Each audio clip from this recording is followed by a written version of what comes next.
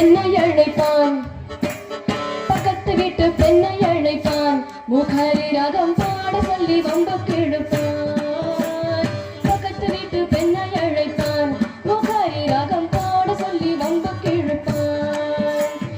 எனக்கு அது தெரியாதென்றால், எனக்கு அது தெரியாதென்றால் கூறக கிள்ளி விட்டு விக்கி விக்கி ஆடும்போது இதானே முகரி என்ப விஷமக்கார கண்ணன், விஷமக்கார கண்ணன். வேடிக்கையை